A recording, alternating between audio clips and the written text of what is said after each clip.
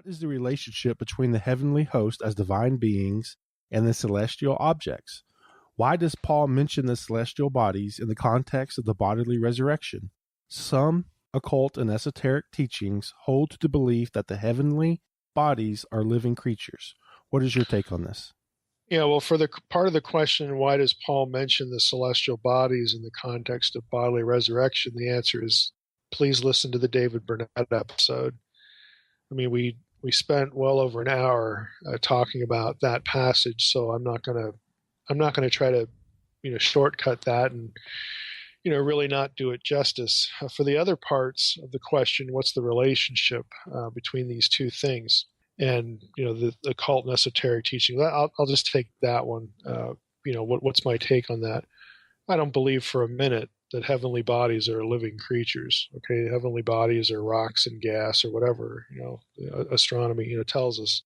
But you have to realize, in the ancient world, they don't know any of this, and so there are celestial objects in the heavens that move around.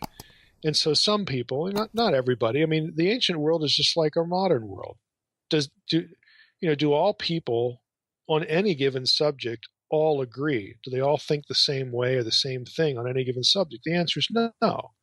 And people in the ancient world were the same way. So what I'm going to say here isn't monolithic. There were a variety of positions or ideas, but there were many people who looked up in the heavens and say, hey, those things are moving around up there.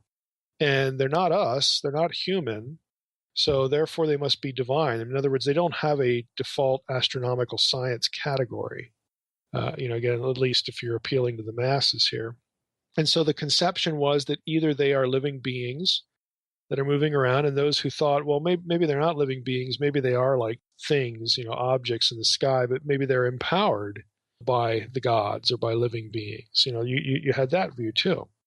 So when a person in the ancient world decided to worship one of these things, regardless of what they're thinking, is it a living being? Is it a piece of something, an object empowered by a living being? You still have idolatry. You are still worshiping this object with the thought that, well, what I'm viewing with the naked eye really isn't an object; it's a deity, or what I'm viewing with the naked eye is an object, but it's empowered and controlled by a deity that I am now going to worship.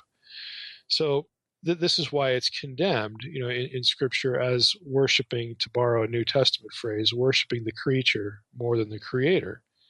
That's the relationship. There is no one view of this in antiquity, and Paul, understands this. I mean, he mentions this, that some people believe, that these are divine beings, or whether they're Jew, Gentile, whatever. Again, there is no monolithic one position on any given topic. And what he wants is, no, worship the God of Israel, worship the Creator, not these other things, regardless of what you think they are, even if you're right or if you're wrong. You worship the Creator, not the creature, not the thing created. So that's, I think, sort of the quick version of the way I would answer that.